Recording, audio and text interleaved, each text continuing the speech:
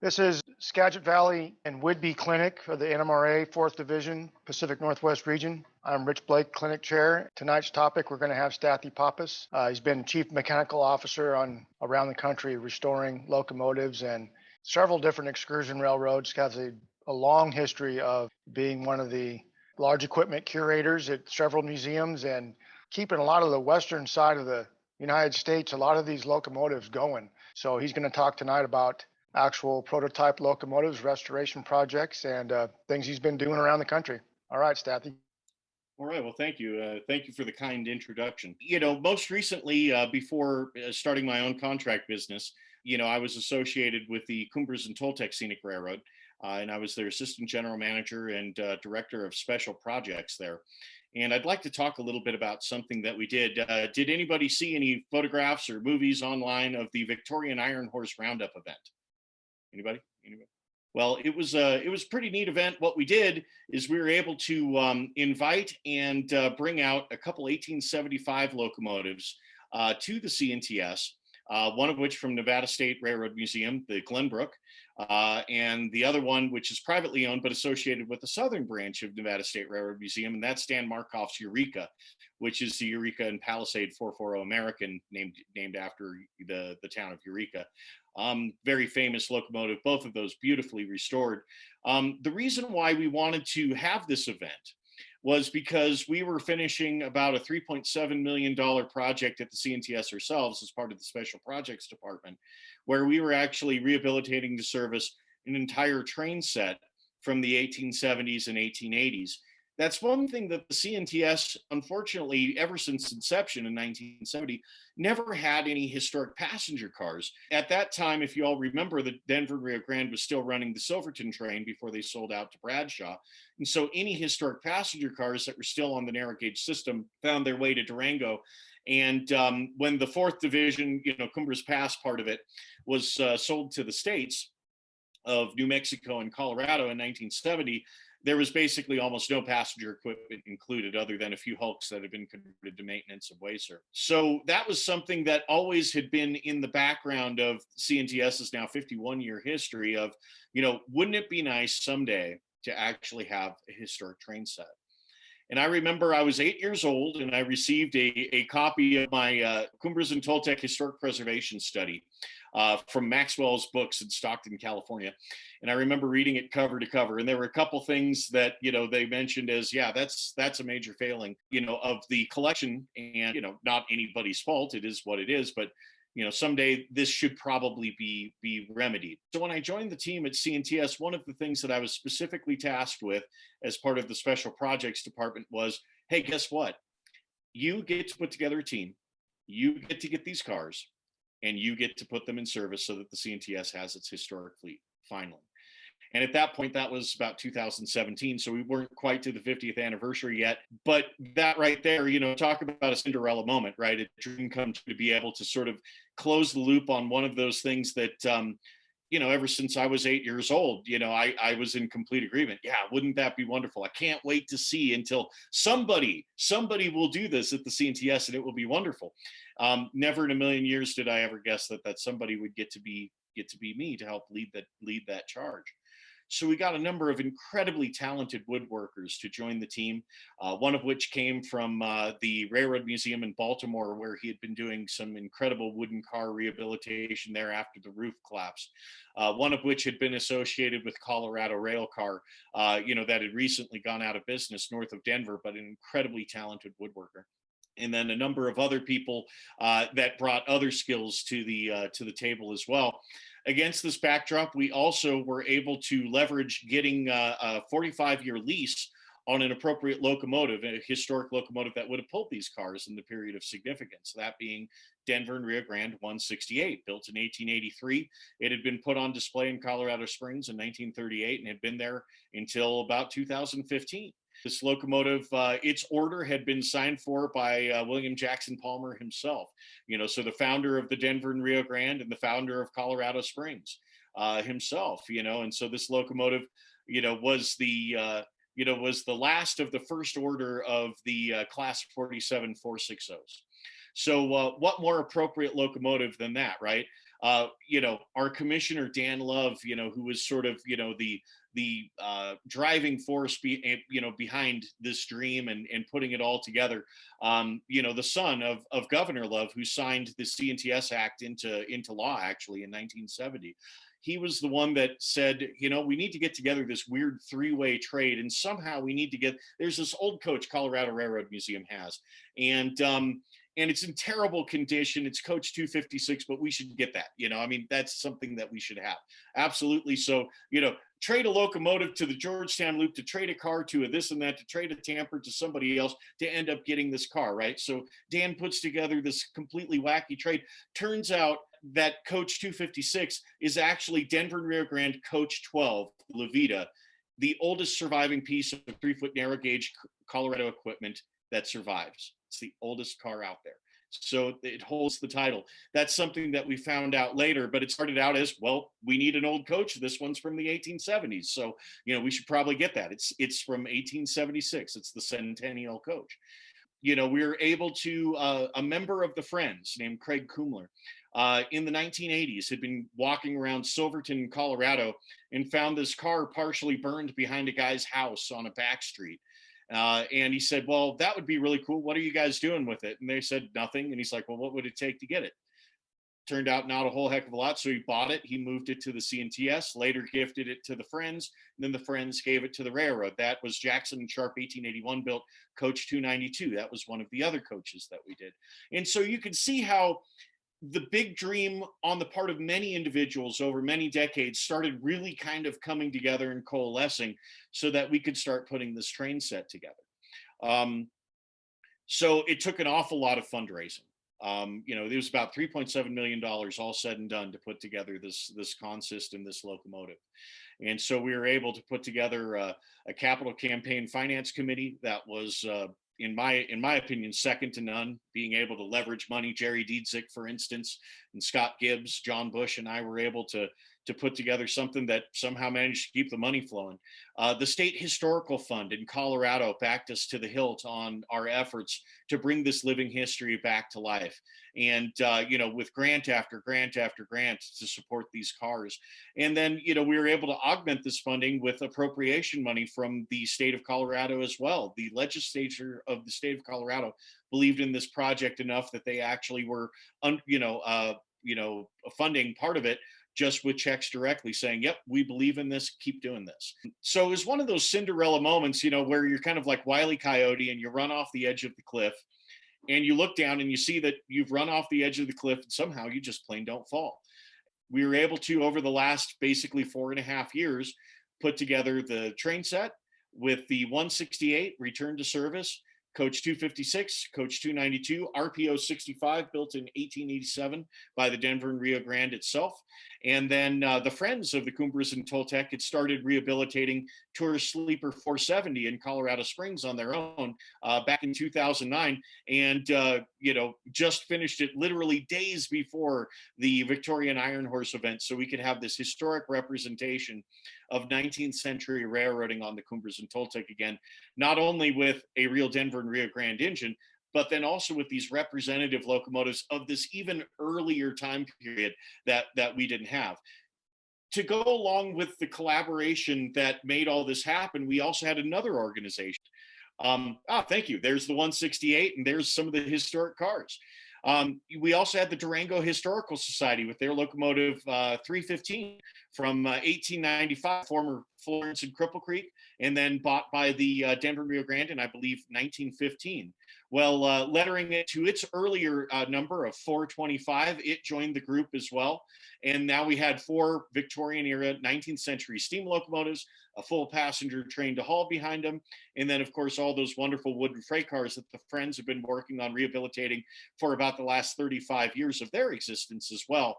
And what an incredible event. All I could say is the friendships and the camaraderie with these other organizations all working together, and then throw into the mix sort of, at the last minute, Rio Grande Southern 20 from the Colorado Railroad Museum was available. Hey, why don't you bring that out too? It's 1899. It's a Schenectady.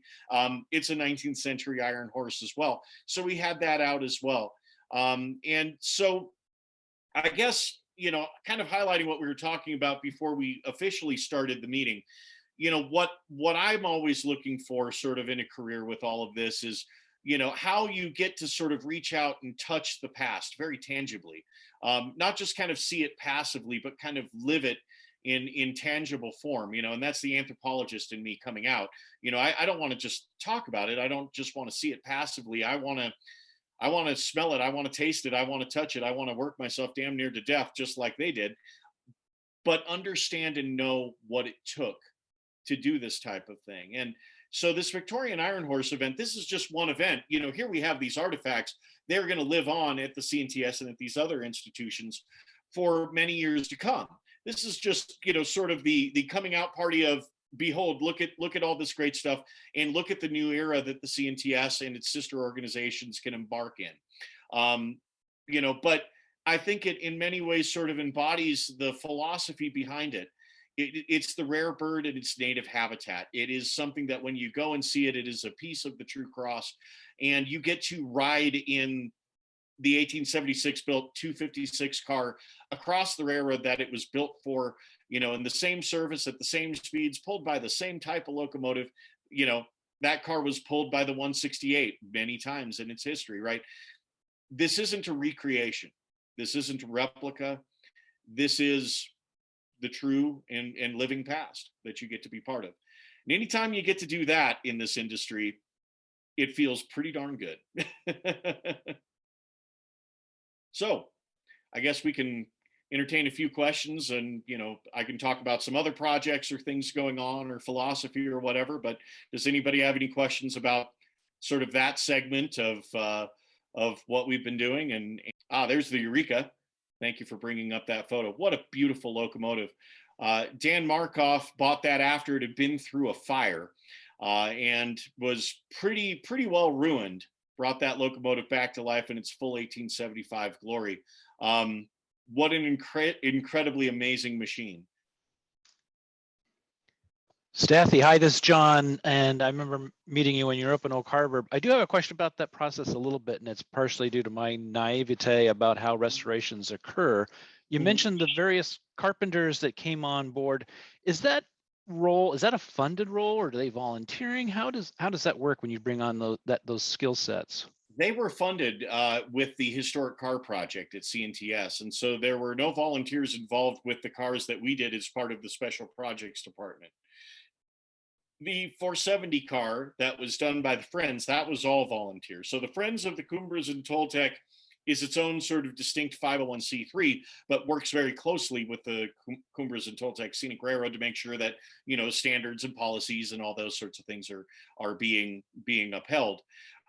So yeah, I mean, it was a paid team that was doing the majority of the Historic Car Project and the 168 project, for instance.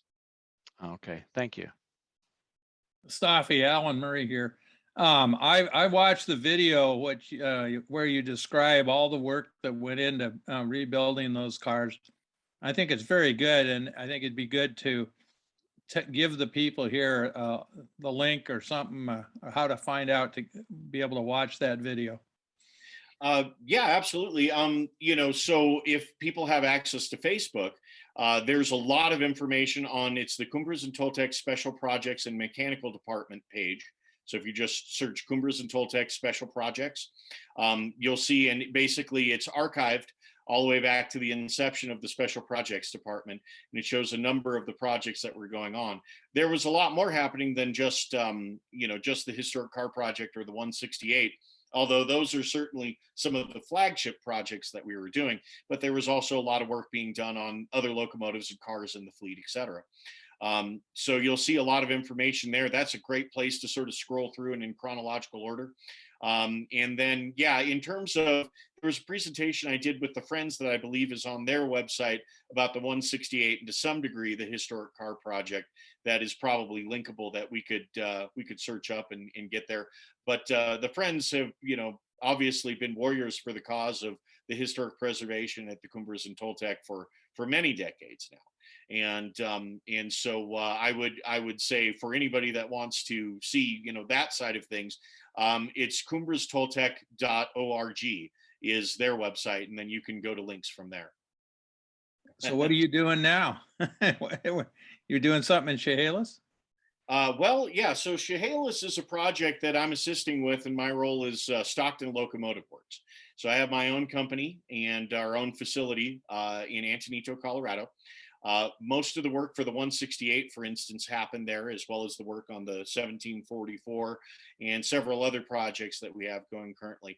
But the railroad in Chehalis approached me a couple years ago about their locomotive 15, and they wanted to get ahead of a few issues that they were starting to have with it, which led to basically we're doing an entire 1472 and replacing probably a little over a third of the firebox on it, replacing all tubes and flues, and ending up doing a full running gear on the locomotive.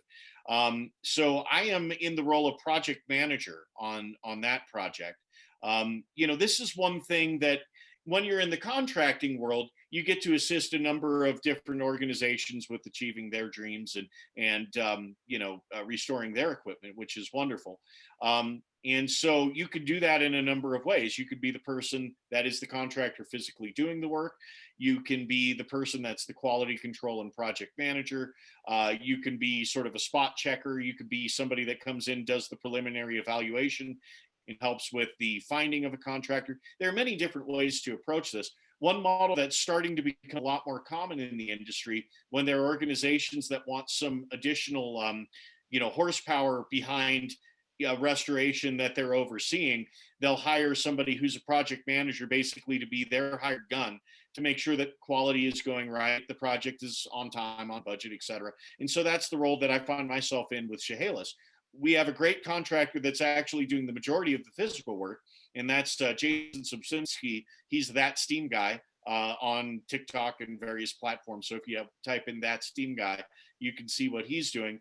An incredibly talented individual, and we've worked together on a number of other projects doing various things. So anyway, my role is primarily managerial on that, although in terms of hands-on work, we've made the flange sheets for it and whatnot in our facility in Antonito to help move the project along. It's a significant project, but it's a good thing that it's happening. The 15 will be coming out of this rehabilitation to service probably the best it's been since it left Baldwin in 1916. So this is a significant rebuild. It's a significant undertaking. Takes real money, time, and effort. But at the end of the day, it'll serve that institution well for many decades. And the thing about steam locomotives that makes them so difficult is that anything that goes wrong on them is incredibly labor intensive. It's incredibly skill intensive, and therefore very expensive. If you have to bring in experts to help you all the time, if something's going wrong with your engine, that starts adding up really quickly. You're better off doing most of the actual work on it to begin with, and then you reap the rewards of reliable service for years to come, and that makes it economical to operate. And that's something that the real railroads did as well. You'd get about 60,000 miles out of a running gear. You'd get 48 months out of a boiler job. Back in the old IC days, you could apply for one tube extension, get it out to 5 years. So they had all this stuff calendarized. This is in heavy industry, this is typical CapEx, right? Capital reinvestment. You're reinvesting into those assets that allow you to make money. And that's a model that, historically sometimes wasn't followed in the heritage railroad movement, like in the 1980s and 1990s and stuff. And so you're seeing more and more of that happen. And I think that's a very healthy, invaluable development in our industry, to start viewing these things not just as the artifacts and the things that embody all the emotion behind them, but also view them as the assets that they are. They are, a steam locomotive is motive power. And it is the thing that people want to come and ride behind when they buy a ticket to ride your train. And so you need to make sure that it's available for service when you need it to. It's reliable when it is in service. And it doesn't cost an arm and a leg to run. And running steam locomotives, to pull passengers is kind of like tying both hands behind your back to begin with. Passenger trains are pretty hard to make money on, right? That's why we have Amtrak. Steam locomotives are pretty hard to make money with hauling anything, right? Because they're maintenance intensive, labor intensive, and everything, lots of fuel, lots of lubricant, et cetera, et cetera, et cetera. So the only way to succeed business wise in this industry is really to have everything on as even a keel as you possibly can. You need to be able to calendarize out the work that you have to do. You need to be able to make sure that your funding source is unbroken, so that you don't end up deferring things that make things not as reliable. So you have to cancel trains, refund money, all that type of stuff is something that hurts organizations badly if you have to do that. So what Chehalis is doing is getting ahead of the curve on all of this, saying we want to make sure that the 15 remains reliable, remains in service, and is our primary motive power for decades to come. And that was something that I was very supportive of. When they came to me and said, hey, would you mind helping us? I was like, absolutely, I'd love to help you. You guys are right on track. You're doing absolutely the right thing. I couldn't support that effort more. What can I do to help you? And that's sort of how I got involved in that. I think you got some of the railroads are going to wood to reduce their pollution level. Maybe oil. What can you talk about the different fuel sources and how they're dealing with it? Right. Yeah. I mean, in terms of the fuel that you burn in a steam locomotive, locomotives have been wood burning since darn near the beginning, right? I mean, and then soft coal burning is something that certainly started a lot earlier than it was perfected. There were locomotives burning coal earlier than this, but basically by the late 1850s, 1860s is when soft coal burning really, was perfected, and steam locomotives burned coal well. And then, believe it or not, oil burning, the Central Pacific started experimenting with oil burning locomotives in the 1870s. And their first successful ferry boat oil conversion occurred in the early 1880s.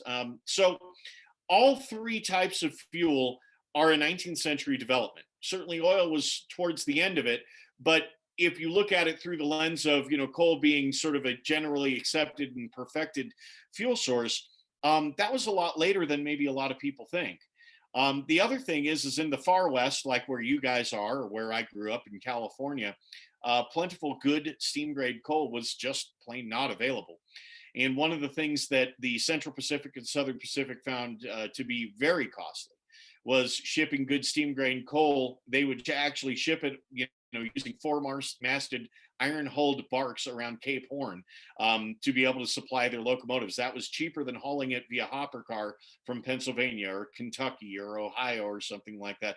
So you think about this world system supply chain to keep locomotives hot in California and Nevada and Oregon and stuff like that. So, the Southern Pacific in particular wanted to get away from coal just as quickly as it possibly could. They wanted to eliminate that as an issue as fast as they could. And so basically by about 1904, 1905, most everything in the Pacific lines was either converted or on its way to being converted to oil.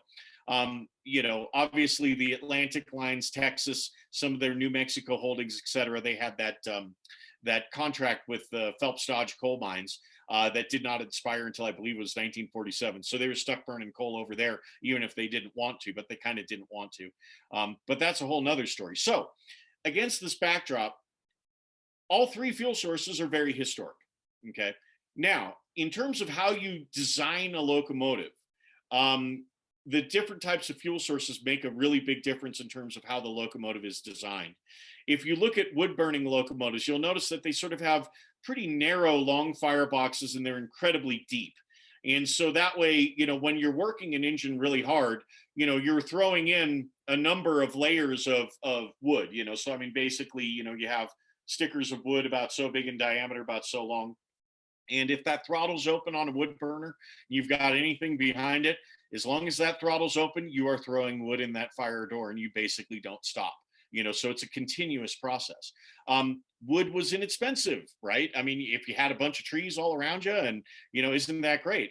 But I will tell you, one of the things that we were able to relive with the Victorian Iron Horse event is about every 10 miles, you stop and you got to rewood the locomotives, and you need about 20 guys to reload it. And it takes about 10 minutes. And you end up moving about 5 or 6 cords of wood every time. And the moment that labor started becoming more expensive, then wood, even if the fuel was free, became much less interesting because it had all this handling. The other thing about a wood burning locomotive, wood burns really fast, so you get a lot of BTUs quickly, but there's a functional maximum to the horsepower of a locomotive, right? So you're boiling this much water. You're making this much steam at this pressure. You are using it at the pistons to be able to turn the wheels, and then there is a drawbar horsepower that you put out. Well, there are a number of limiting factors, that are engineering and technology, sort of oriented, like thermal efficiency of the steam circuit, et cetera, et cetera, et cetera. But really, at the end of the day, your engine is limited, and limited absolutely by how much a pair of arms can throw in that firebox, period. You cannot exceed what a pair of arms can throw in that firebox in a given amount of time, and your horsepower will never be more than that. So coal started being used as a very desirable, fuel source. They started experimenting in the 1840s, and there were some successes. Obviously, some locomotives worked better than others. And then by the late 1850s, 1860s, it was working very well. The BTUs per pound of coal are far higher than wood, but you also have to design a firebox different for coal. You need more grate area. You need more oxygen to be able to go through the coal bed to be able to keep it at kindling temperature and burning. You can't have as deep of a coal fire, otherwise it chokes itself.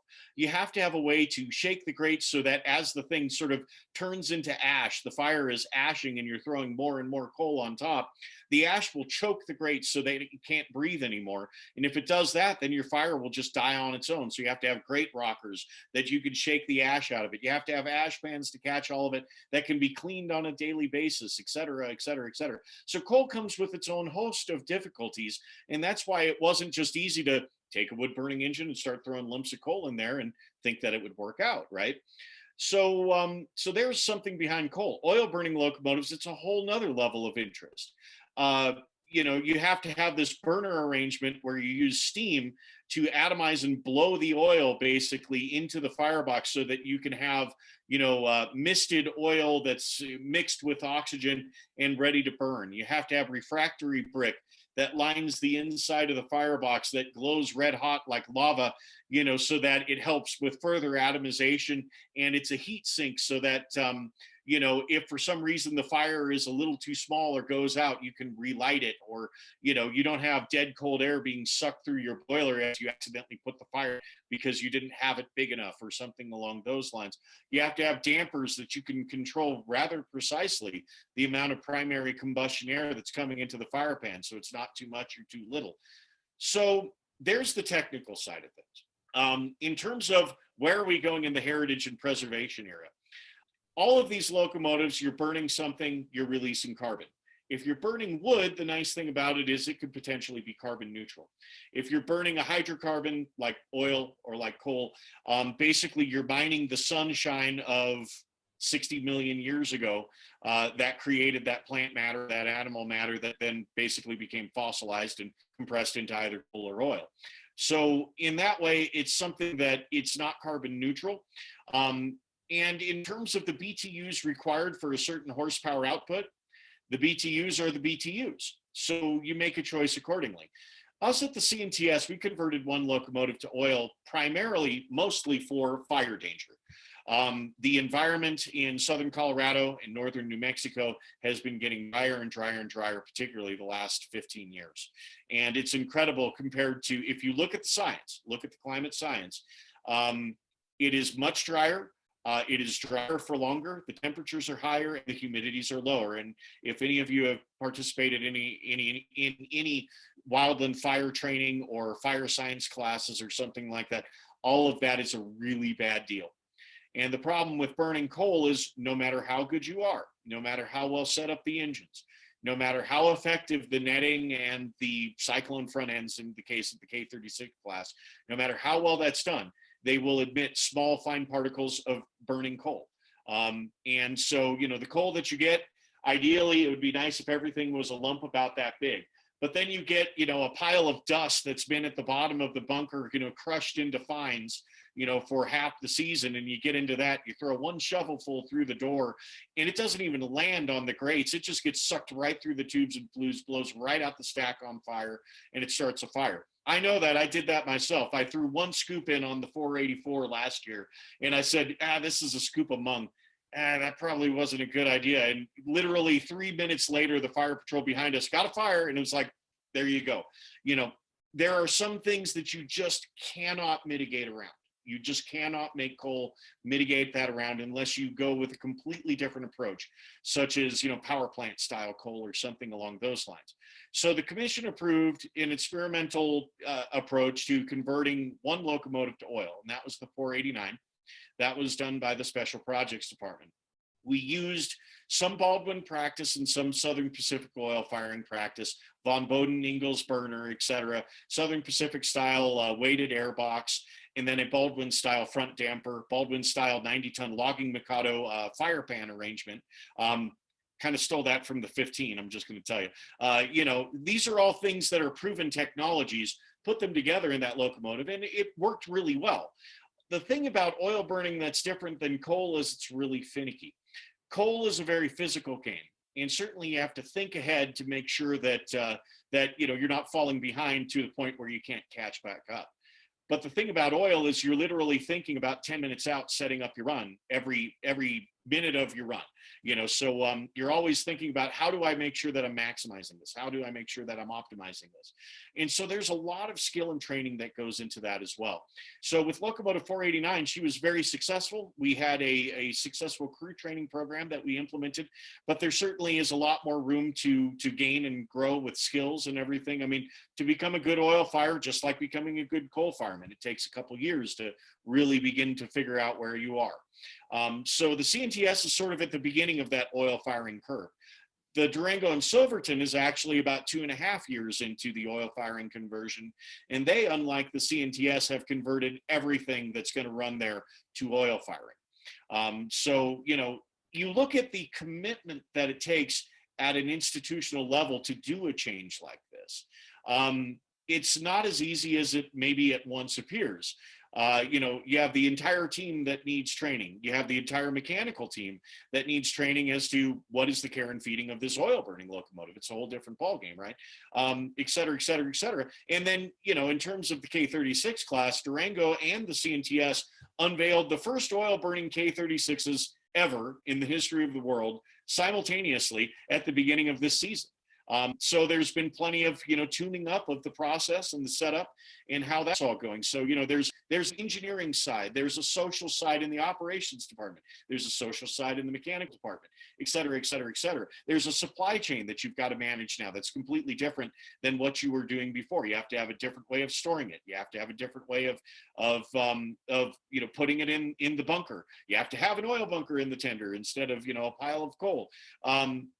There are all these things that change. And so, again, getting back to sort of that philosophical, I wonder what it was like on the Southern Pacific, say about 1900, 1901, when they were completely committed to, yep, we're going to do this oil firing thing. We are doing it. And there's no turning back now. I always wondered, I wonder what that felt like. Well, I can tell you, I know what that felt like. And it was a lot of work. But we were able to do it, and they're doing well, and hopefully the process all continues.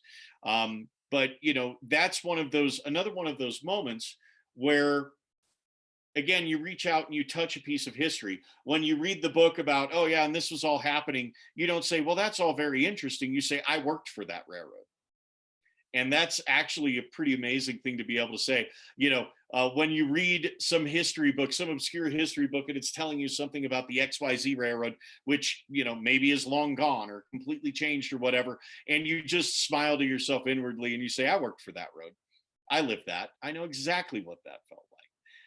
Pretty cool, So check the box. There's another experience for you. Well, then another issue that comes up is dealing with wood in general.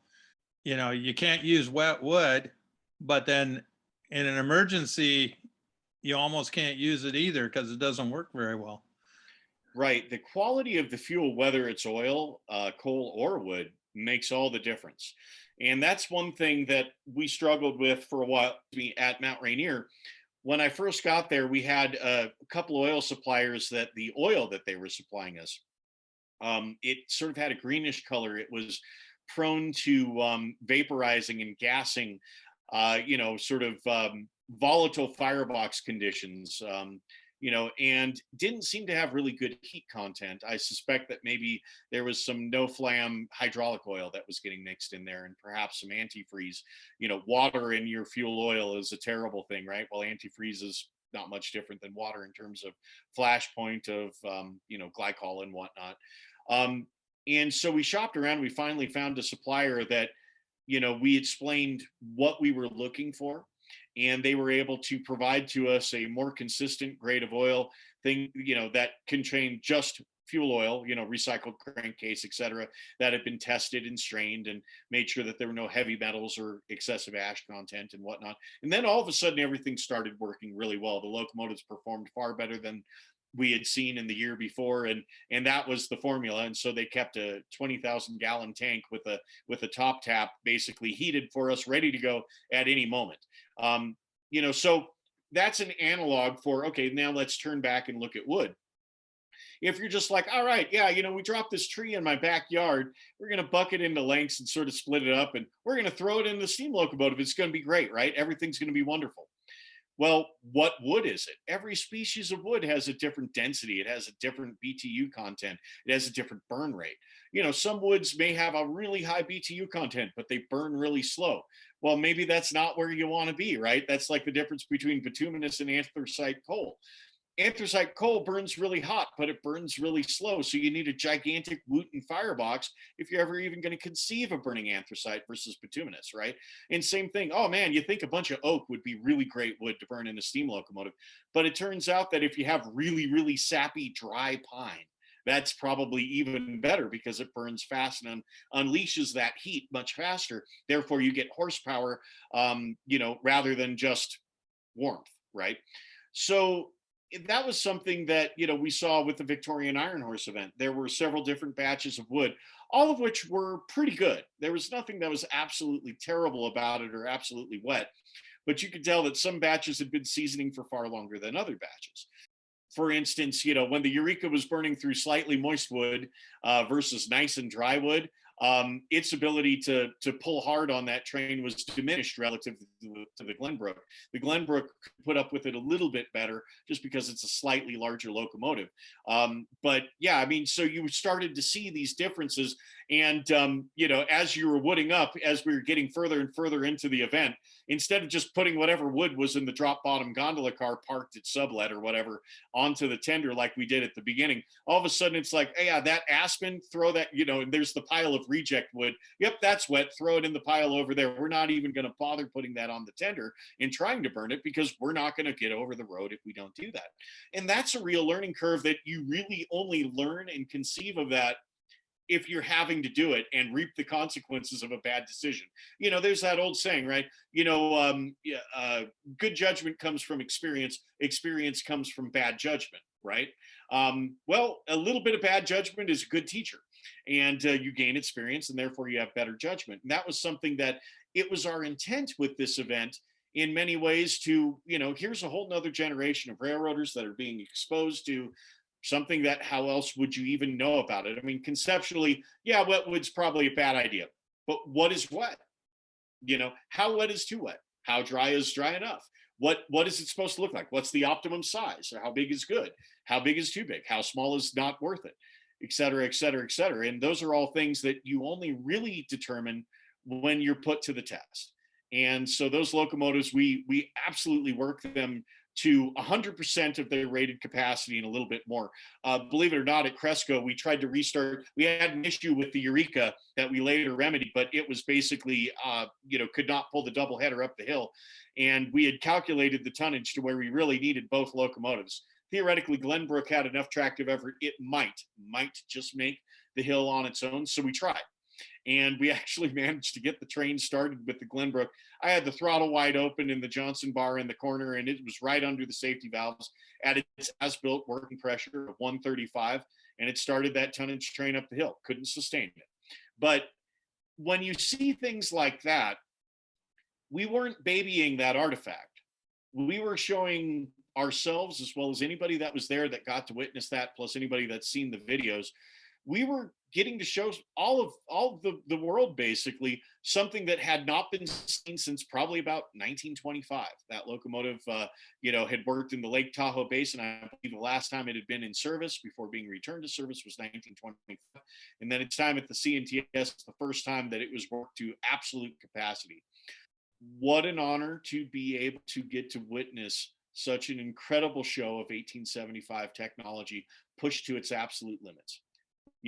Some people need to see a top fuel dragster, going, 200 miles an hour to feel like it's impressive.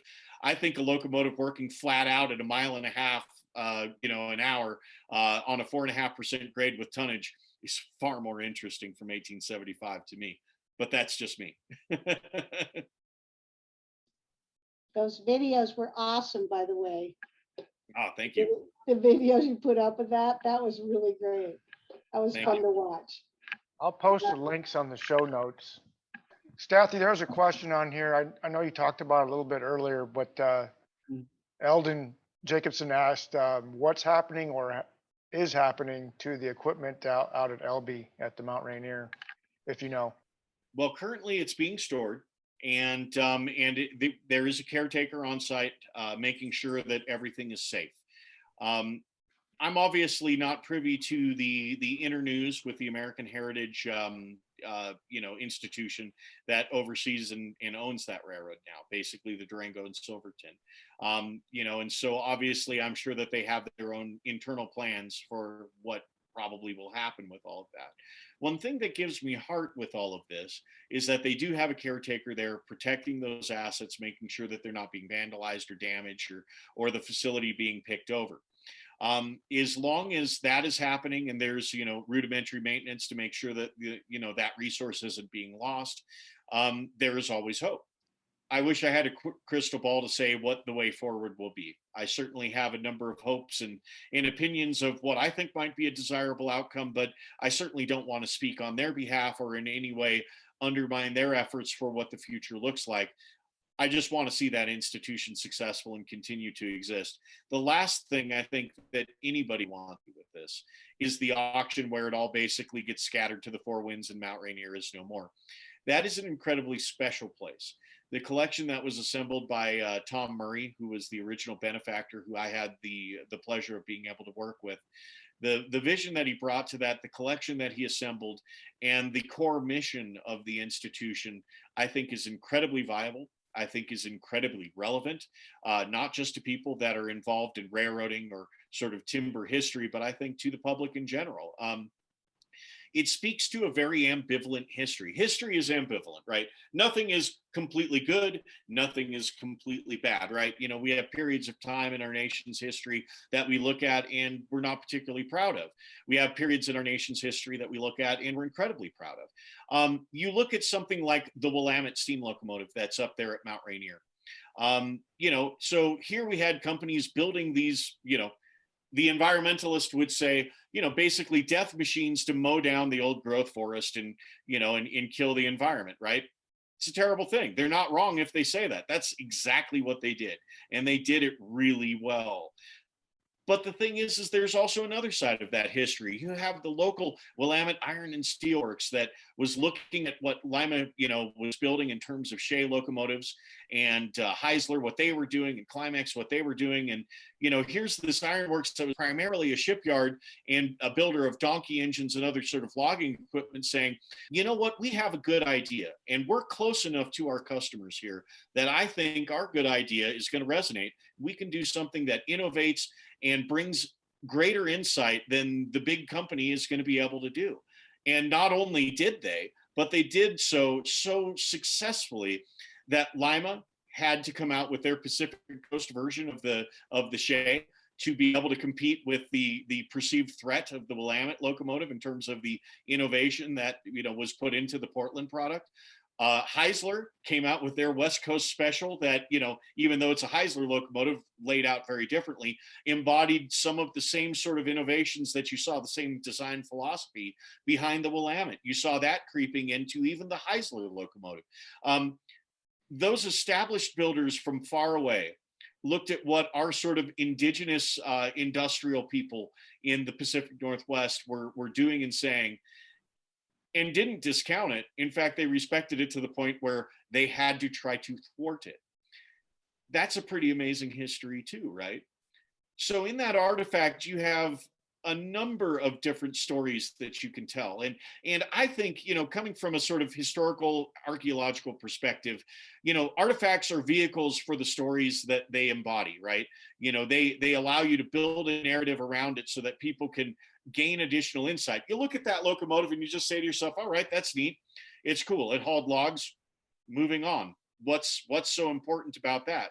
Well, there are so many stories about Pacific Northwest innovation, you know, the ethos of the Northwest logger and being can-do and innovative. You know, the idea of, you know, bigger, better, you know, philosophies of, you know, sort of positivism of the human condition. I mean, you know, it seems novel now in such a postmodern world where we view human beings, you know, as so potentially destructive to the world around us, et cetera. But in the world where this locomotive was made, it was like, man, this does it big. It's bigger, it's heavier, it's faster, it's more effective, and it saves, you know, man hours. This is a good thing. Look what human beings can do. Look at what, if we put our minds to something and by being clever, look at what we can achieve. You know, wouldn't it be nice to live in a world where you could revel in the cleverness and the ingenuity of humanity without the dark side of it coming out, right? Sort of the post-atomic age. Wouldn't that be an interesting world to live in? This machine right here keys you into that world. You look at it, and when you see it pull the world behind it, I've been able to run this thing with a tonnage train. And if you look at the superheater header coming out of the smoke box, you see that elbow right behind the stack. And you notice how you can't keep the graphite and oil on that. You notice how it's kind of rusty.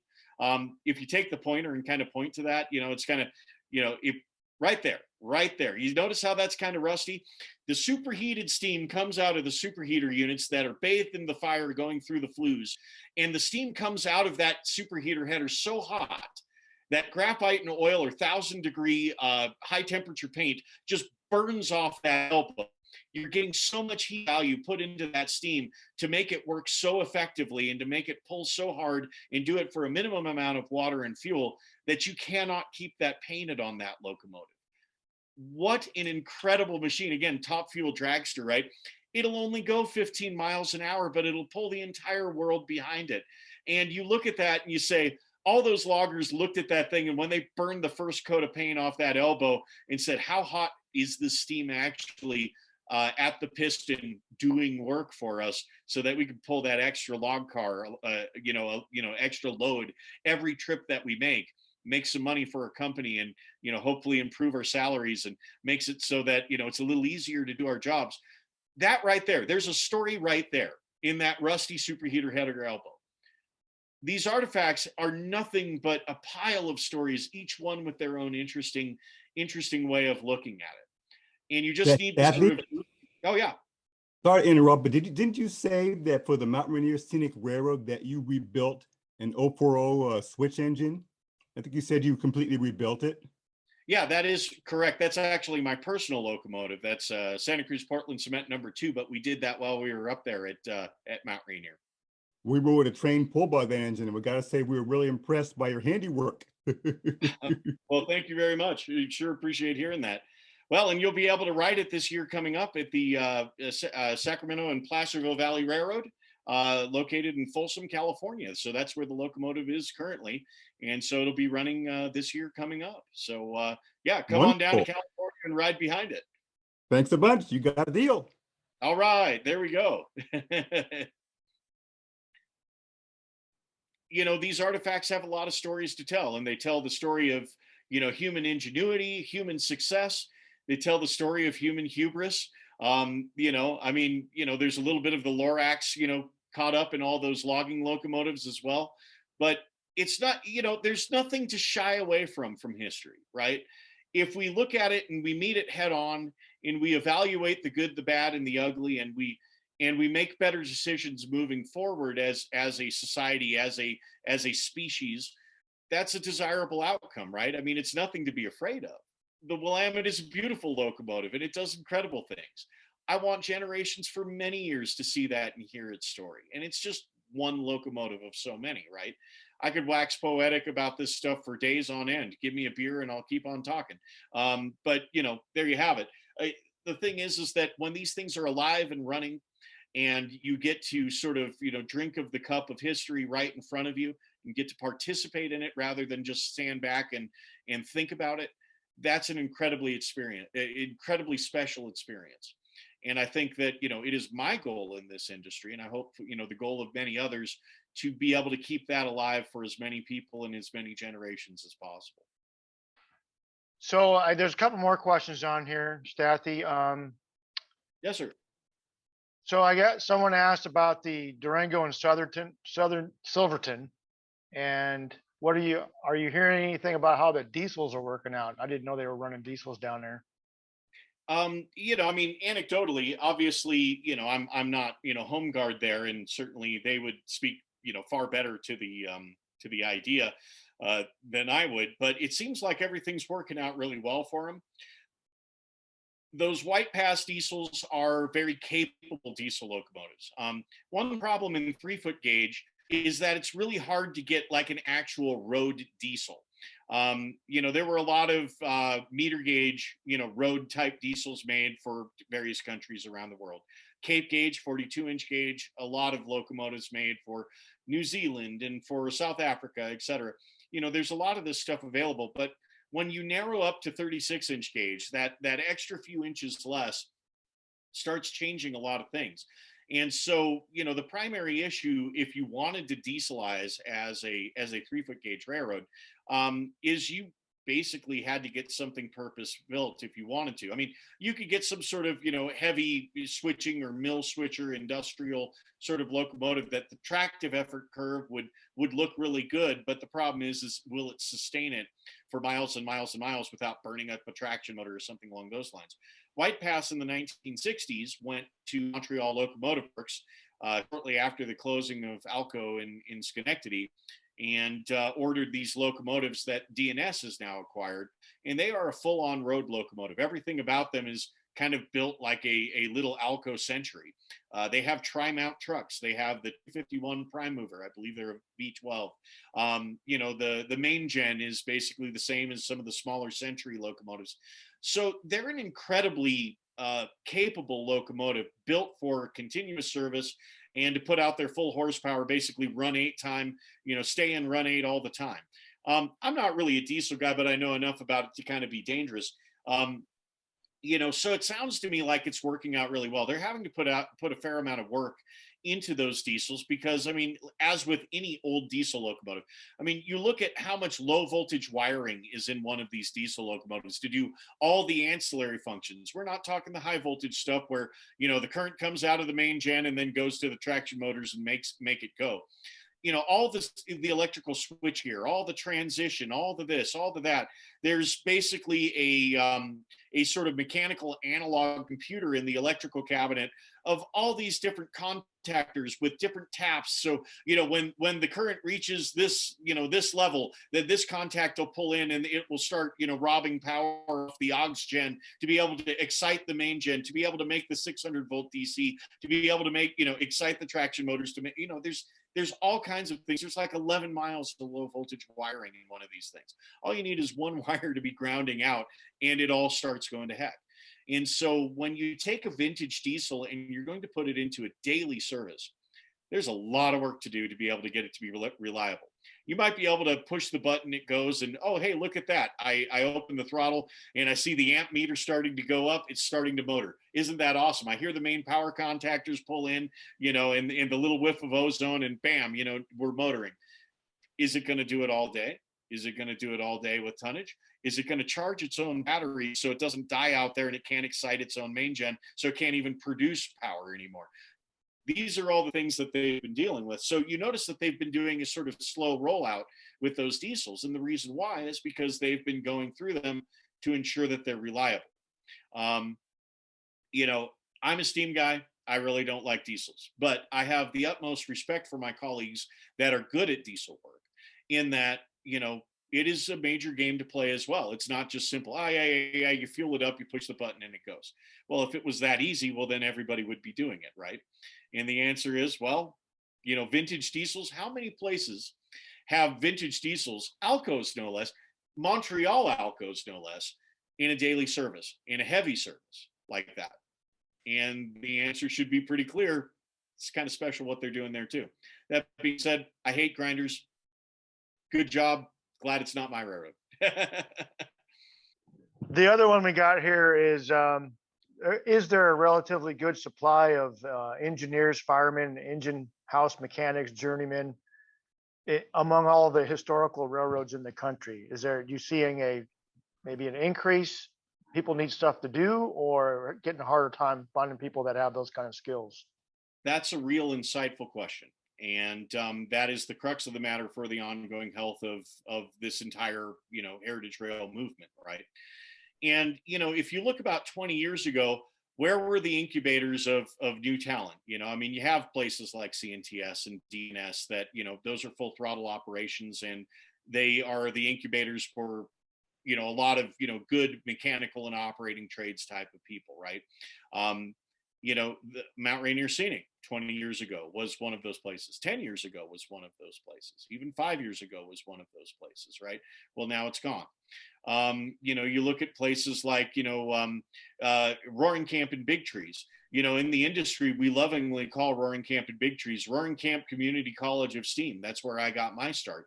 What an incredible place, an incredible incubator of talent. A lot of people, a lot of the names in this industry have started or did, some of their early work in their career at Roaring Camp and Big Trees, because it's a daily operation, full throttle kind of place. So there are a number of places like this around still. But if you look, compared to say like 20 years ago, you'll also notice that there are a lot of places that aren't really running anymore. There were smaller operations like the Knox and Kane in Pennsylvania, gone now. You look at, East Broad Top is restarting, for instance, but, it went down, I believe it was in 2011, that had been an incubator of some talent. Well, it was gone for a number of years. You look at the sugarcane train in Maui. There were a number of people that sort of came and went through there when it was a Kyle Industries holding. Well, it is basically no more at this point. Hopefully something good happens with it. They tried to get it restarted after it went down in 2014, but it doesn't sound like that's going to be successful with the land ownership issues, et cetera.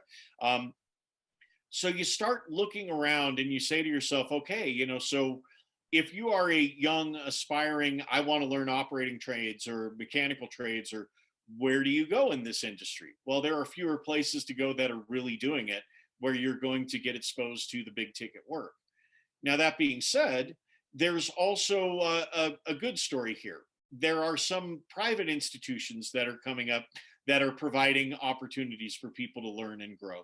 You look at the 2-foot gauge Norgrove Railroad down there in Southern California, kind of near San Luis Obispo. That's something that Peter Knott and company have been putting together over the last 10 years. It didn't exist 20 years ago. It was kind of a twinkle in somebody's eye, but that was about it. Well, now you have this 2-foot gauge railroad where they're rebuilding small locomotives and cars and whatnot. A good friend of mine is, one of their head machinists and locomotive rebuilders there. He contacted me back in the Mt Rainier days when he was like 15, on Facebook chat saying, how do I get into this? And, where do I learn and what do I do? And, this guy has charted an amazing career. He's still incredibly young, but an amazing career, and found himself at the Norgrove Railroad learning and doing and being part of, big ticket work. And he's become a player on the scene, from basically a 15-year-old kid doing HO, asking me about my 040 and how I came across it. So that type of thing is really important. And if we can see more of this type of growth, I think that would be highly desirable. If you're shrinking, the incubators of talent are shrinking, then our industry is dying. And that is not desirable. And, something that I've always tried to do as best I can is provide mentorship, et cetera. I mean, I may have a bunch of white hair, but that's just from the stress. Don't think I'm that old. But I realize that, that even though I'm not that old, you never stop teaching, you never stop learning, you never stop encouraging people to be, part of this community of practitioners in a good and positive manner. And that's something that I take very seriously, because the future of this entire movement depends on it. In one generation, the skill set can be completely lost, and it is so much harder to restart it. The artifacts themselves, you can leave them outside for 300 years and you'll have a lump of rust that still looks like a locomotive. If static display is your desire, well, don't do anything, and there's a locomotive, and you can kind of look at it and say, well, that's neat. There's a locomotive. But the heads of the individuals involved, inside their mind is a cognitive mental template that is absolutely frangible and finite and inelastic. When that human being is gone, it's gone, unless they build for the next generation. So, the social happening, I think, is important as the artifact itself. So as a follow-up to that, the number of locomotives that are out there, are you seeing an increase or a decrease over time of the number of artifacts that actually can be out there doing work? Slight increase at this time. I believe we're up to about 205 operating steam locomotives in the United States right now. About 10 years ago, it was about 195, for instance. So there's been a significant uptick. That being, I think I had something to do with about 6 of those, but but hey, I'm stupid. That's the thing, it's slowly growing, and that's a really good sign. But you also have to look at what is actually sustainable.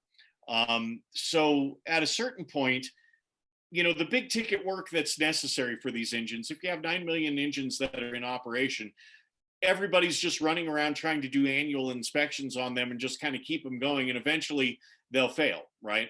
So what's a sustainable number of steam locomotives in this country where, you have teams that have longevity and continuity and good practices and a commitment to ongoing excellence around them, so that, you don't have the volatility of, look, we did this wonderful thing, we brought this engine back to service, and then, it completely fell apart 3 years later and never ran again, but it was really cool while it lasted.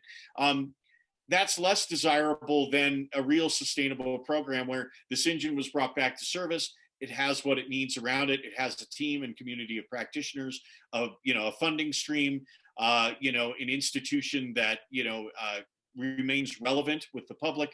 And 50 years from now, you'll come back and you'll see that engine running with a viable team around it still. That's a more desirable outcome, I think, than just how many engines are running. That being said, I'm really glad to see that the numbers are on the rise, and I don't think that we're probably at the point where, we've sort of topped out, what the country can sort of, support. I don't think that we're there yet. But that being said, one has to be open to the possibility of how many is too many, right? Everything doesn't have to run. There are some engines that probably shouldn't run, right? If you have a locomotive that basically got stuffed in the corner of the roundhouse, when steam ended, it still has its original paint, lettering, and everything about it is absolutely original as parked. Is that one that you just want to rip apart, restore, put a Imron paint job on it, and it looks pretty? Or is that the locomotive that you say, this is a time capsule directly back to the steam era? Everything about it. It has research potential far deeper than we can even understand at this time.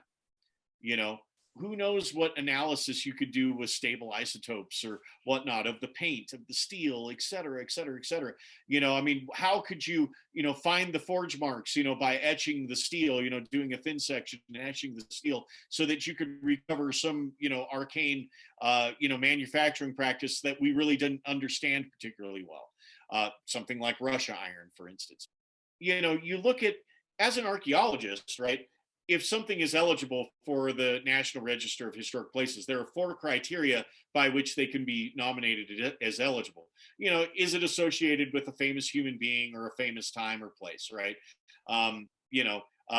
George Washington stayed at this house in 17 whatever the heck, and there it is. Okay, cool. That's significant because George Washington stayed there. But then there are these other criteria. Is it a rare example of, of its architecture, of its style or type, right? Well, you look at like the John Bull steam locomotive. Well, heck, it's kind of the only one in this country like that, right? So yeah, the John Bull is significant for that alone, right? And then you look at something where you say, all right, well, is it something that embodies some real research potential for the future? Is there something about this artifact that, maybe it's completely clobbered, but something about it could be, could spark research questions, and it holds information that we don't even know that we want yet. Should it be preserved then for that reason? Okay, so, under the Secretary of Interior Standards for Historic Preservation, there are a number of different criteria far beyond does it run or not, right? It's fine to have an artifact that is used for the demonstration of things, right? And artifacts that have seen, sort of constant upgrading and constant work on them, constant change over time, lend themselves really well to that sort of operation and living history. The thing that, it got parked at the back of the Roundhouse in 1913 and hasn't changed since, that doesn't lend itself as well to being an operating artifact. Maybe that's something that's better, being a static display and being appropriately interpreted. And then for the research potential that it embodies 100, 200, 300 years from now, right? As people are asking questions we could never even imagine that we would.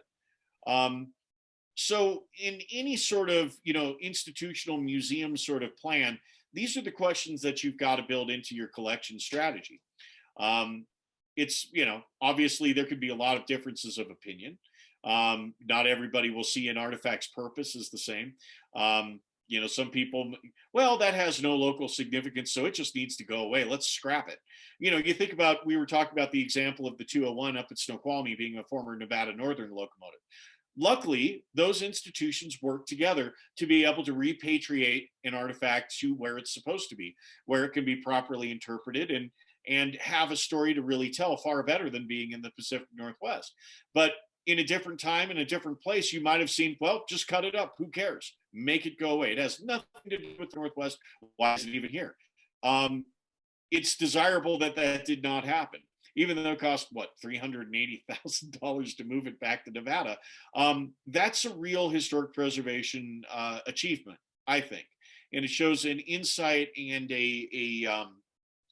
what's the proper way of saying it, a maturity in terms of what the Nevada Northern was trying to do there. It's an awful lot of money to spend, but it's the rare bird in its native habitat. That's a pretty compelling story. And it assisted Snoqualmie getting that HH 660 moved up to their institution. So it helped them with their institutional goals as well. Everybody wins with a deal like that. And so when institutions can work together to find a win for everybody, the public, historic preservation, everybody wins. Everybody wins. So more questions on here. So there's one about technicians and even those who are in the business side tend not to put too much effort into documentation. So are there any efforts to perpetuate ensuring that everything that's being done in these heritage railroads are being properly documented? Well, and that's an interesting question. So it depends on the institution. There are some of these heritage railroads that basically they're intended to be heritage oriented, but not necessarily historic preservation oriented. So you look at a place like, say, Roaring Camp, for instance.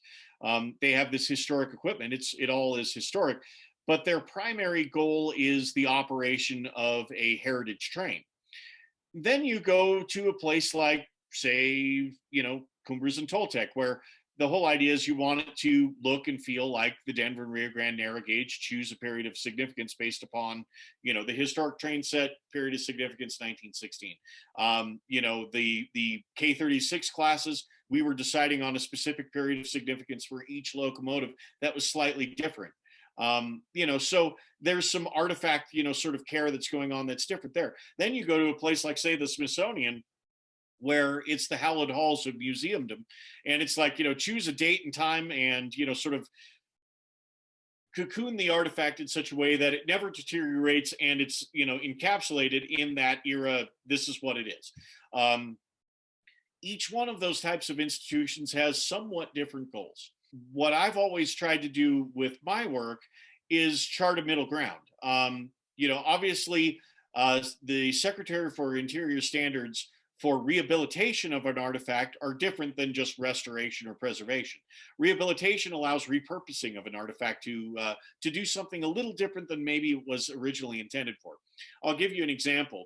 RPO 65 on the historic train set, when we got access to it, the entire interior had been gutted out of it for many decades. It had been converted into, some sort of work train service, so it didn't have its RPO cubby holes or anything like that. The interior was basically gone. It was a shotgunned interior. So it was a railway post office / baggage car. There was no partition in it. There was nothing.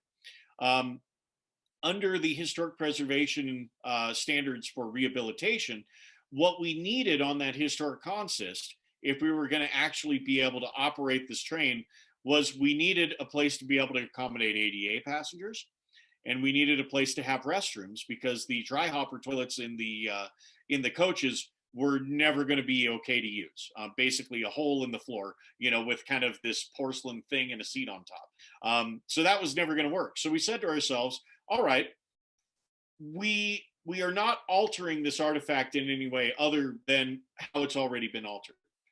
Any interior that we put in it would be purely conjectural if we were to put an RPO interior back into it, right? Because we really don't know exactly what it looked like. We had the folios that said, yeah, it was kind of about like this, and there were this many cubby holes, and okay, well, how many cubby holes on the first row? How many cubby holes on the second row? How far out did they stick? What were they made out of? How thick was the material that they were made of? Et cetera, et cetera, et cetera. So at a certain point, there is no data to do anything other than build in Erzat's attempt at what that history would have looked like in there. So the curatorial choice that I went with was, then it's a perfect example of we will rehabilitate everything to what we know it was like as best we possibly can. And we actually backdated it to the pre-1921 era using, what all the documents that were available, of which there were not a whole lot, photographic, and then also RPO 64, which is at the DNS. We used it as an analog since it was built around the same time by the same shop, et cetera. So we were able to backdate it. We felt that it wasn't too conjectural to do that. And then for the interior, then we made the decision that let's put a bathroom in it that's a reversible treatment, nothing that's a permanent alteration of what's in there, and allow, ADA access and a concession function. And that way, nobody is tricked into thinking that interior is authentic. It's not an authentic interior. The outside is, but the inside is not, and nobody would ever suspect that we were trying to pass that off as authentic. It's authentic-y, but there you go. That's a curatorial, decision that some people would find issue with, right? I mean, I've been yelled at. I haven't quite received death threats, but I mean, in Britain, when they painted that one locomotive red for Harry Potter, the owner of that engine received death threats, actually, believe it or not. Railroad types, rail fan types really take this stuff seriously. You have no idea sometimes until you're the guy that's doing it, and then all of a sudden you're getting your head bit off. But hey, that's the cost of doing business. Point being with all of this is, you don't want to make a false history. So the first thing that you want to do is do no harm. Don't have a false history. Don't do something that has no clue. Do the best job that you possibly can, realizing that new data will pop up as you go. And that's, really kind of unfortunate sometimes when, it's like, okay, we did all this, and then you find out, oh, and then this photograph appears now, and it didn't appear when you were starting, and you're like, oh, great, now what? Well, you'll revisit that when you have a chance, but sometimes you can't get back to it right away, and that's just all there is to it. The main thing is a good faith effort, and if you're following the Secretary of Interior standards, that's going to be your sort of moral compass, and you'll do a good job, and you'll do something that is a good faith representation as best you possibly can. At the end of the day, unfortunately, we are not standing there in 1872 or whatever and seeing it with our own two eyes. Just this last week, we visited our friends at Golden Spike, National Monument on our way to the Pacific Northwest to assist with the Chehalis locomotive. And we stopped in there, and you're standing there ostensibly right at the place where the Golden Spike was driven, right? But then you look this way and you look that way, and nothing's ever exactly perfect. Oh, hey, that's a creosoted tie. They were all hand hewn back in the day. Oh my goodness, why is there a creosoted tie here? Pragmatically speaking, there are some things that maybe it's okay to just let it go. And I looked at that, and I let my my inner nabob sort of, drift off into the background, and said, no, I just want to drink up the sound of the wind blowing and the smell of the Great Salt Lake in the distance, and imagine this place, how it must have been a couple days before they drove that spike. And, manifest destiny for all its good and all its bad, that ambivalent history of all the terrible things that manifest destiny led, the United States government and its citizens to do, but also the joy and triumph of, creating a world system, for basically the first time. I said, nope, I'm not going to look at that creosote tie and get too bogged down in that. I'm instead going to imagine something a little bit different here and try to feel what that felt like. And so when it comes to documentation and all that sort of thing, some institutions do it better than others. We were lucky at the CNTS. We had a whole master plan and historic preservation study that we were able to do on the historic car project before we even started, with extensive research. And we brought in a number of, very big name professionals in, historic preservation and railroad history to be able to help us. In many ways, I think that work is kind of a gold standard for the industry of how to approach these sorts of things. But it doesn't mean that it was perfect. And we did the best that we could. And I look at what my friends and colleagues are doing at, say, Roaring Camp and Big Trees, where they are keeping logging geared steam locomotives alive on one of the steepest grades that exists in the world at this time, a 9.25% grade through those redwoods in California. And they're railroading on that on a daily basis. And I say their purpose is a little different. Maybe some information was lost when those West Side flat cars were converted into open cars because they weren't documented. Conversely, what Roaring Camp does that's amazing is, Charlie Hoyle and a number of other West Side and Pickering engineers and people, when, the West Side and the Pickering were shutting down in the early 1960s, sort of, migrated as refugees to the early Roaring Camp and Big Trees, and taught the first generation of them how to run Heislers and Shays, and how to railroad on hills that steep. And the spiral loop trestle was the last trestle built by the Pickering Lumber Company Bridge Gang. So against that backdrop, who's more authentic than who? They have an unbroken chain to what it was. Who am I to judge? That's a good one. So that kind of segues into another question I got here. I didn't even know about this. What is your viewpoint on the PRR historical group building a brand new locomotive? And does it have historical value? The T1. The Pennsylvania Railroad, in so many ways, it was the biggest railroad in the United States for many decades. And, they built themselves as the common standard railroad of the world. Now, it did not mean that everybody else worked to their standards. It meant that they worked rigorously to standards, their own. That's what that was all about. Left-hand lead locomotives, where the crank pins lead with the left side, not the right side, like everybody else. Or porters. Porters are left-hand lead too. Not exactly sure why. Interesting. But there you have it. The Pennsylvania Railroad, in terms of the history of railroading in the United States and industrialism in general in the United States, factors prominently. Yes, there was a great deal of sort of institutional arrogance within the Pennsylvania that led to their downfall, right? That's how they failed. And Penn Central and all the rest went to absolute crap, and et cetera, et cetera, et cetera. Ambivalent history. On the flip side, while they were flying high, nobody did it like the Pennsylvania Railroad. The experimental locomotives that they did, the amount of investment that they put into developing the technology, the razor thin margins of efficiency and effectiveness and tractive effort that they were trying to do, they were committed to the steam locomotive all the way up until basically the late 1940s. And they were doing everything they could to build a bigger, stronger locomotive that went faster and a railroad that could accommodate it. They were the only railroad in the United States to have 155 pound per yard rail. largest electrified districts of basically any railroad in the United States. The GG1 locomotive with starting tractive effort of 10,000 pounds, built in the 1930s, full roller bearing, et cetera, quill drive. They were at the forefront of just about everything. Altoona and the Juniata shops, basically was there before anybody, building things to common standards, interchangeable parts, et cetera. The Pennsylvania is a really spectacular thing. Obviously, it doesn't take away from any of the other railroads, but to say that Pennsylvania didn't matter, that would be foolish. So the Pennsylvania Railroad T1, what an interesting concept. How to build the equivalent of a 484, but decrease the reciprocating weight of the parts to where you can balance it to get higher speeds. To use poppet valve gears so that you could get razor sharp valve events and therefore higher efficiencies.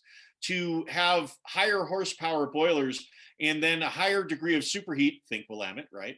To have so much superheat that steam is basically, becoming almost a pure gas. It's not something that is really even condensing in the cylinders anymore because it's running such a high temperature because of all the superheat that you're cranking into that. They were building hot rods. They were building steam locomotives that were supposed to be able to run 130 miles an hour all day long. They didn't have the railroad to run that on yet. And that might have been a mistake. But that being said, they dreamed of a particularly post-World War II future for the United States that looked very different than what ended up happening. The T1 was part of that.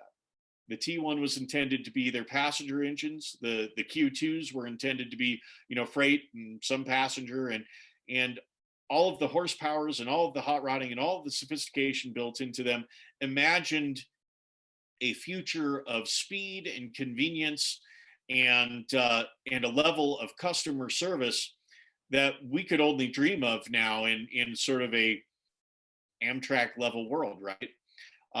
We lost that dream as a country somewhere along the way. Not only lost it, but basically drowned it in the bathtub and walked away from it. It's inconceivable, the future that they saw that we're not living. The T1 embodies that. So none of them survived. They were viewed in many ways as being an abject failure. They were too sophisticated for what they were trying to do with them. They were built for a railroad that really kind of didn't exist yet. Did you really have passenger trains that were going to run 130 miles an hour all the time when, the alignments of your railroad itself wouldn't allow 130, except for a few areas sort of out in Ohio and whatnot, maybe a few places on the Northeast corridor? People could view that as a mistake, a strategic blunder. And yeah, it kind of was. And the amount of investment that the Pennsylvania put into their physical plant, their locomotives, their cars, et cetera, it never really paid off. And that funded debt that they incurred to go through that major capital upgrade is ultimately what led to their bankruptcy and the failure of Penn Central, and then the creation of Conrail. And, sort of the deflation of, railroading in the Northeast as we know it, right? I mean, how many railroads are there left compared to what there were? So yeah, it's an ambivalent history. Do I think that the T1 is something that is of value? Heck yeah. Heck yeah. You see that engine, and if they can get it out on the main line and they can show the world the dream that the Pennsylvania, mechanical department and executive levels and operating crews, the dream that they all had for what this country could have been, I think that's pretty amazing, right? What could have been? Maybe that, if anybody's ever read Ray Bradbury's Toynbee Convector, right? If you've ever read that short story, where, oh yeah, this guy went into the future and he came back and he said, no, it's going to be so much better in 50 years. And, we'll all just do this and we'll be so much better. And then they're all waiting, for him to appear 50 years in the future. And he never does, because he never went to the future. He just dreamed of a better future, right? Pretty spectacular and powerful story. Love Ray Bradbury. What a great author. Point being, the T1 embodies an alternate future. Somebody has the vision, a bunch of somebodies has the vision to show the world what that could have been. Again, I'm going to be there when it runs. All right. So I think in the interest of time, we're probably going to let you go now. I know you're like a couple hours ahead of us there where you're Just at. mountain time. Yeah, just 1 hour. Yeah, 1 hour. Unless anybody's got any more pertinent questions. No? Okay. So again, I want to thank you for spending the time with us, Stathi. You're definitely a walking encyclopedia of locomotive heritage, history, and restoration. I mean, I'm sure we could sit here for hours and hours and ask you all kinds of questions. So, but we'll save that for next time. We surely would love to have you again at one of our clinics, and depending on what, wherever you go, whatever you're doing, it's always interesting. So I certainly appreciate you taking the time to do our clinic with us. Well, thank you for the opportunity to chat with you all, and thank you for the interest in the support. Without the support of you all and everybody that finds this valuable, all of this would recede into the mists of irrelevance. And so keep doing what you guys are doing. Keep on, having this co-presence in a community of the faithful and putting it out there. This is what makes it all possible. So thank you. It's an honor to have been able to be here with you tonight.